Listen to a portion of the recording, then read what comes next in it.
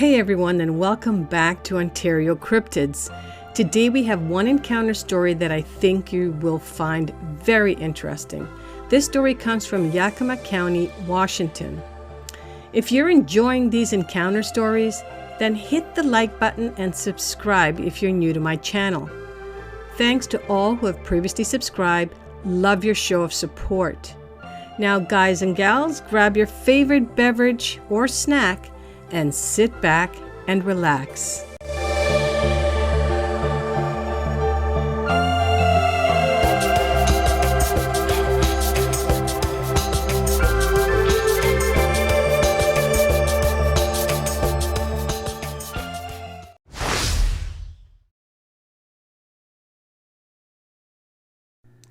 All right, this sighting takes place on June the 8th, 2014 in Yakima County, Washington. All right, before I get into this first story, I just want to say that there is a name mentioned here associated to the BFRO, but I'm not going to mention the name because I'm not sure if I'm supposed to, so we will omit the name. So here we go, guys. Let me begin by stating that my mother is a member of the BFRO and has gone on multiple expeditions, is fairly knowledgeable about Bigfoot activities and sightings, and has shared her stories with me. I am somewhat of a skeptic, but believe me, there is always a possibility of discovering a new creature on our planet. But until this past weekend, I had never experienced anything firsthand. Growing up in central and western Washington, my whole family has always enjoyed the wild outdoor spaces, whether camping, day hiking, fishing, or just exploring old mountain dirt roads. This past weekend, June 7th and 8th of 2014, was no different. We made camp at the Upper Bumping Lake campground using 2 small tents and a picnic table tent. The weather was in the upper 70s to low 80s during the day. We had 3 young children ages 4 to 9 and 4 adults ages 37 to 62. Whether that's notable or not, I don't know, but I added it in just in case. My brother and his family joined us only for the day, leaving around 5 p.m. We rode bikes, played in the water, ate lunch, hiked around the campsite on animal trails, normal camping activities with kids. One notable strange thing happened around 6 p.m. My 4-year-old son needed to use the restroom, and we decided to walk through the small island of trees at the end of the campsite paved loop. We startled a deer in there, and I remember thinking that's strange to see a deer in here with so much human activities around the campsites. I wanted to try to take a pic with my phone and try to walk a bit closer. My son stayed right at my heels, also being curious if we could get closer. I don't know why, but I always call wild animals baby, and I spoke to this deer. "It's okay, baby, we won't hurt you," etc. And I honestly never would. No guns or any type of weapons for my family. So we moved forward, the deer slowly walking away a few feet, nibbling some leaves, me moving forward, deer looking back at me, deer nibbling leaves, deer never being more than 20 feet away from us, until we merged from the small island of trees, crossed a paved road onto an empty campsite near the restroom. It was almost as if it wanted me to follow. It kept looking back at me, but never running off. My son looked up at me and says, "I don't want to follow the deer anymore, Mama." And I tried to coax him along a bit more. He was adamant and didn't want to enter that part of the forest. I followed the deer a bit more, trying to get that one great nature shot. And then I loosed the deer over a small rise. I even crouched low to see if I could spot moving legs. Nothing. What was interesting about this is that my son is very outgoing, adventurous, and always wants to lead the way. Was some instinct holding him back? Whether this is notable or not, I included it anyway. After dinner, my mom and son and I went for a drive up the dirt road all the way to the end and back. We got back to camp around 9 p.m., made a fire, sat around and told stories, watched bats flying, watched for shooting stars. The night was calm with not much of a breeze to notice, a few clouds in the sky. The moon was in the waxing gibbous phase and visible in the southern sky straight up from our campsite. I put my son to bed in our tent, then stayed up with my mom at the campfire until midnight. I simply couldn't keep my eyes open any longer and quickly fell into a deep sleep. Here's where it gets interesting and something I will never forget.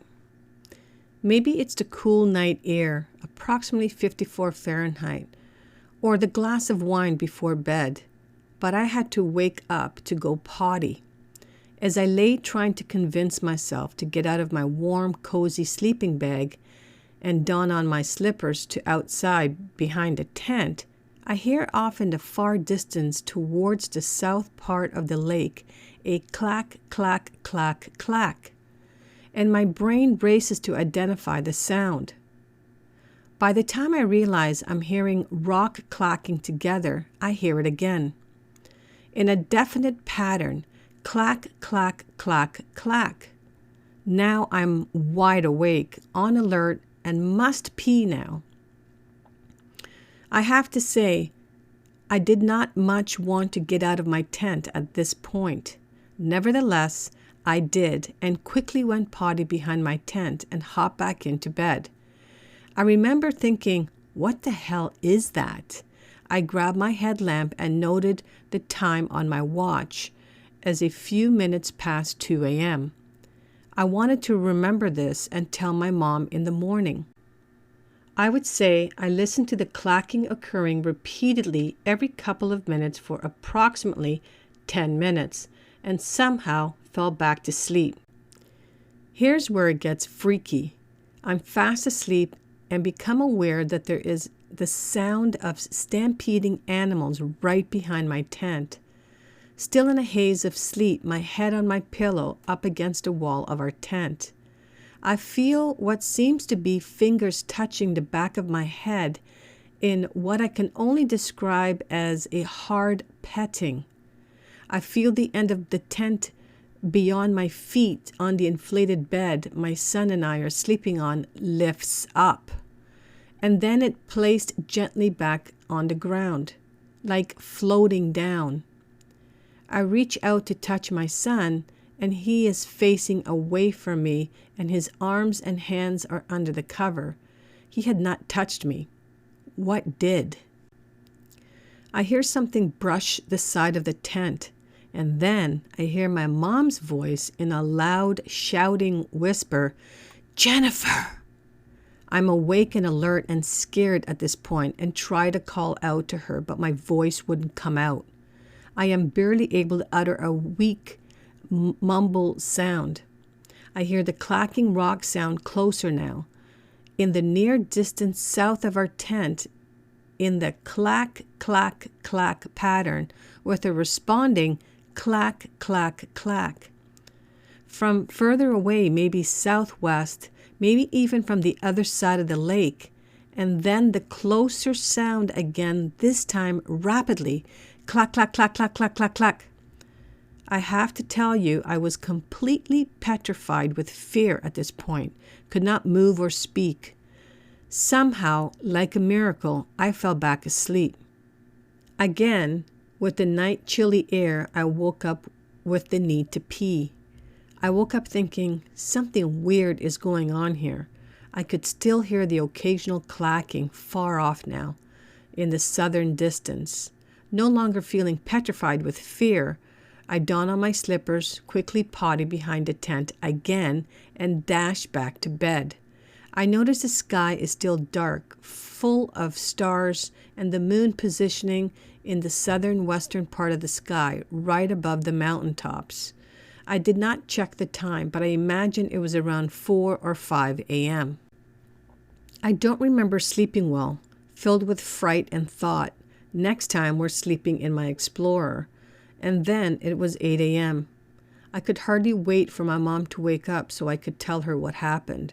I rose before my mom and my son, and I walked around our campsite looking for any signs of visitor. No Bigfoot footprints. My tent was still firmly staked down. Couple of fresh deer tracks on the trail behind our tent. What the heck? My mom woke up and I recount my story to her of the night's events. She states that she was not awake at all during the night and doesn't remember calling out my name. The funny thing about that is that I've gone by Jen for 20 years, and only my parents still call me Jennifer. Weird. We pack up camp with the intent of going to the other side of the lake for a hike along the Cougar Swamp Trail for a spell before we headed home. We wanted to get to Boulder Creek Crossing, and we're curious about my 4-year-old son could make it. He did, and we had fun taking pics along the way. Had a snack break, met some folks in the trail on the way back. Not too hot, not too breezy. All in all, a nice day. When we were about 15 minutes away from our cars at the trailhead, we heard a sound. A sound my mom and I have never heard before. We were in a thick wooded portion of the trail, close to the water on one side and fairly straight up elevation on the other, meaning the hillside rose steeply upwards.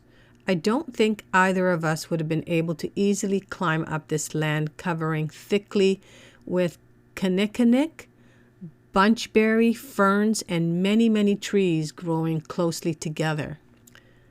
This is where the sound came from, directly above us. Hard to describe, but it sounded like this. Umph! Like coming from deep within a large animal, kind of a guttural but not a growl. And it was loud and close. And no other sounds like the animal moving or walking through the thick vegetation. We all stopped and looked at each other wide-eyed. We looked up into the woods a bit, but I couldn't see anything through the thick plant life. I was a bit on edge and thought, let's get out of here.